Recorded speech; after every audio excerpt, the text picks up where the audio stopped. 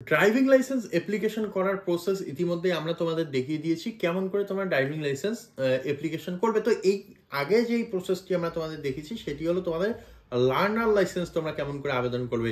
তো তোমাদের বাড়িতে বসে থেকেই তোমরা তোমাদের লার্নার লাইসেন্স বা তোমাদের ড্রাইভিং লাইসেন্সের সম্পূর্ণ কাজ করতে পারবে।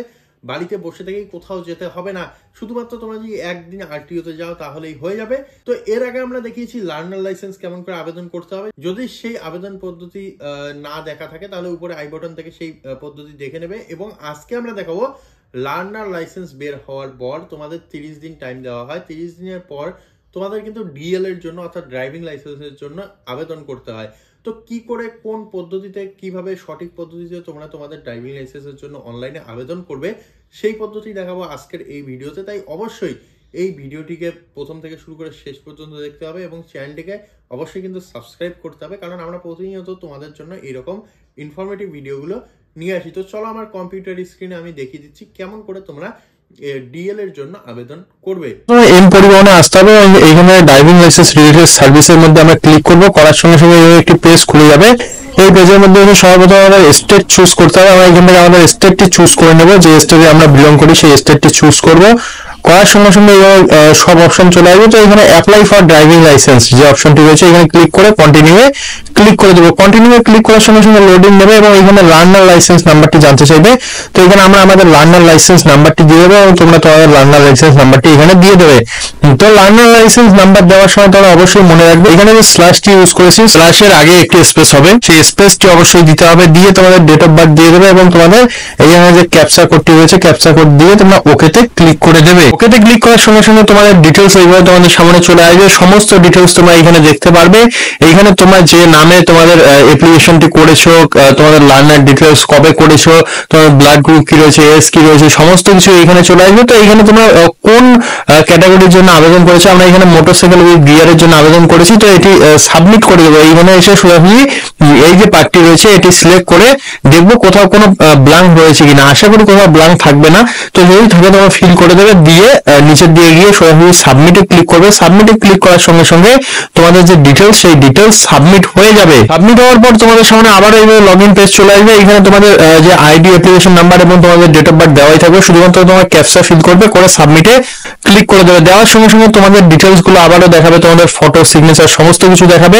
এবং এখানে এসে তোমরা দেখতে পারো অ্যাপ্লিকেশন ডিটেলস ঠিক আছে ডিএল এর জন্য, আপলোড ডকুমেন্ট। তো এখন আমাদের ডকুমেন্ট আপলোড করতে হবে। ডকুমেন্ট আপলোডে ক্লিক করার পর এখানে ওকেতে ক্লিক করবো। করার সঙ্গে সঙ্গে একটি সেকশন চলে আসবে যেখানে এসে তোমাদের দুইটি ডকুমেন্ট আপলোড করতে হবে। একটি হলো এখানে দেখতে পাচ্ছ অ্যাড্রেস প্রুফ। তো অ্যাড্রেস প্রুফের জায়গায় আমরা আধার কার্ড আপলোড করবো। তাই এখানে বা ভোটার কার্ড আপলোড করবো। আধার কার্ড, ভোটার কার্ড, পাসপোর্ট যে কোনো তোমরা একটি আপলোড করতে পারো।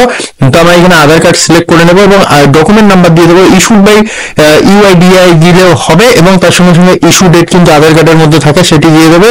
দেওয়ার পর এইখানে তোমাদের যে আধার কার্ডের ফাইলটি সেই ফাইলটি দিয়ে দেবে। এখানে তোমরা দেখতে পাচ্ছ পিডিএফ আকার দিলেই হয়ে যাবে। পিডিএফ আকারে তোমরা এখানে আপলোড করে দেবে 500 কপির নিচে, তাহলেই হয়ে যাবে। তারপরে তোমাদের একটি এখানে কিন্তু লার্নার লাইসেন্স আপলোড করতে হবে। দেখতে পাচ্ছ লার্নার লাইসেন্স। তোমাদের যে লার্নার লাইসেন্সের কপিটি রয়েছে সেটি তোমরা এখানে আপলোড করে দেবে।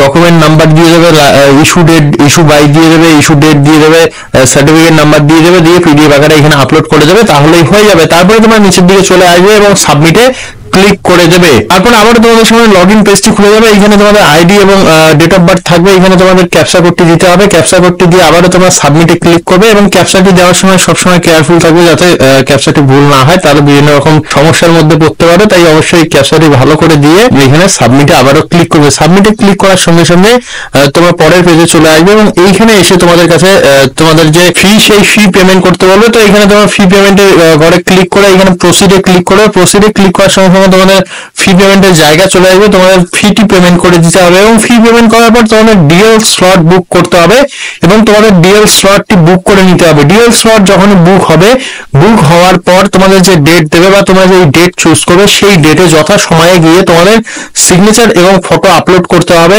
আরটি অফিসে এবং সেইখানে যে ট্রায়াল হবে সেই ট্রায়াল দিতে হবে। দিলেই তোমাদের যে লাইসেন্স সেই লাইসেন্স যদি তোমরা পাস করো সেই টেস্টের মধ্যে, তাহলে তোমাদের লাইসেন্স তৈরি হয়ে যাবে, অর্থাৎ ড্রাইভিং লাইসেন্স তৈরি হয়ে যাবে এবং সেই ড্রাইভিং লাইসেন্স কিন্তু বাই পোস্ট তোমাদের বাড়িতে চলে আসবে। তো এতটুকুই করলে তোমাদের ড্রাইভিং লাইসেন্সের জন্য যে আবেদন পদ্ধতি, সেই আবেদন পদ্ধতি শেষ এবং তোমাদের ড্রাইভিং লাইসেন্স তোমরা পেয়ে যাবে। এবং যারা যারা এখন পর্যন্ত লার্নার লাইসেন্সের আবেদন করা পদ্ধতি দেখোনি, তারা উপরে আই বাটনে ক্লিক করে সেই পদ্ধতি দেখে নেবে। আশা করি ডিএল এর আবেদন পদ্ধতি সম্পর্কে তোমাদের বোঝা কমপ্লিট হয়েছে। যদি কোথাও কোনোরূপ কোশ্চেন থাকে, এই সম্পূর্ণ ফর্ম ফিল আপের মধ্যে যদি কোথাও কোনোরূপ বুঝতে অসুবিধা হয়, সেই অসুবিধাটি অবশ্যই আমাদের জানাতে হবে কমেন্টের মধ্যে, কমেন্ট করে, কমেন্ট বক্সের মধ্যে কমেন্ট করে। তাহলে আমরা তোমাদের সেই সমস্যার 100% সমাধান করে দেওয়ার চেষ্টা করব। তো দেখাবে আরো এরকম একটি নতুন ইনফরমেটিভ আপডেটে। ততক্ষণের জন্য অবশ্যই ভালো থাকুন, সুস্থ থাকুন, ধন্যবাদ।